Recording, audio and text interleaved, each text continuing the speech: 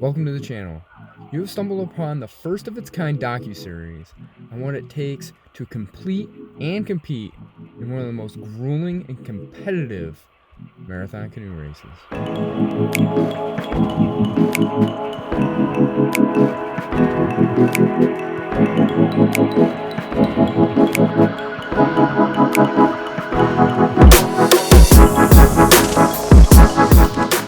Ausable River Canoe Marathon is one of the most prestigious and elite races in the marathon canoeing circuit. Roughly 200 athletes will attempt to tackle the 120-mile course that starts in Grayling and finishes in Oscoda, Michigan. This event attracts thousands of dedicated fans to watch the Le Mans start in the middle of the Grayling Straits and follow the racers through the night along the race course. This year I'm attempting to place in the extremely difficult top 10, and this is my journey. Alright, so for today's workout, I did power intervals. So what that means to me at this stage in the game is very short, very crisp intervals. And today I did 14 sets, 20 seconds, followed by 40 seconds rest. Just finished those. Now I'm going to go into the rest of my workout. I'm going to try to paddle for a total time of about an hour, 10 minutes. So now I'm going to do more zone 2 work. So I'm going to do 2,000 kilometers pieces, short followed by a short break. Some of you may be wondering why I do power intervals this early in the season, because a lot of people will hold off on power and speed work until they are past their base phase. So meaning that they have a set number of hours or so in the boat or what have you in the training, so they feel like they can, then start building on speed. I'm going to show you today why I don't do it that way, and we're going to look at a power time curve. So everyone has their own distinct power time curve, but they're all going to look somewhat similar to the one that I drew up here. We have power and speed on this side and then time over this side. So we're going to talk about everything being equal, being stroke mechanics, the body of water, all the outside variables, all the same.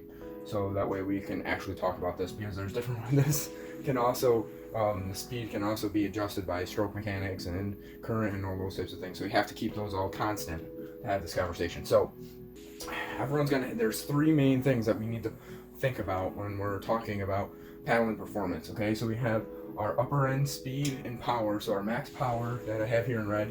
We have our anaerobic threshold here in orange, and our aerobic threshold here in green. So you can adjust these three variables. You can train all three of these variables to get higher, or if you don't train them, they will lower over time.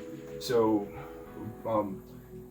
the biggest, you can only bring them up though to a certain percentage of your max power. So this is the main reason why I train max power early in the season, because I want to get this max power number as high as possible, so I have then the ability to increase my aerobic threshold and anaerobic threshold further and further up. So I'm going to draw a couple of different other variations of this power curve, so it'll help you guys understand why the max power is so important. So if I didn't focus on max power and I focused on increasing anaerobic threshold and aerobic threshold, my curve would look something like this.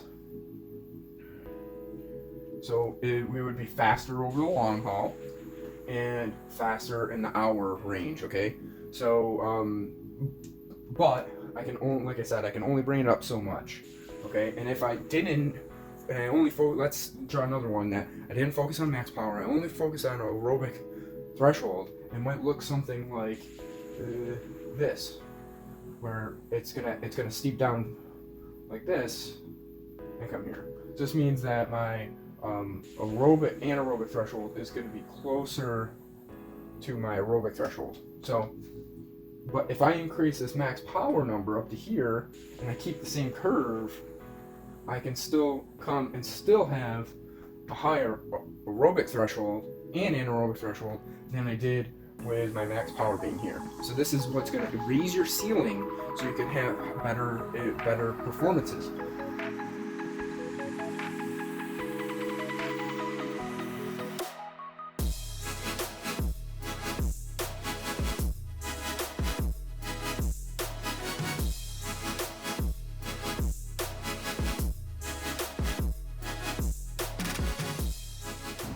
5 a.m. Friday, January 24th. Today I have 30 minutes of Zone 4 PERG intervals and a 30-minute run on the calendar.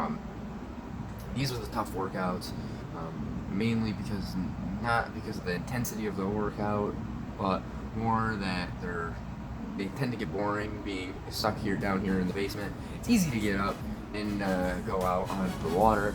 It's not so easy to go and stare at walls in your basement. But these are really important to help, again, build that foundation, so you are prepared for when you can start training on the water.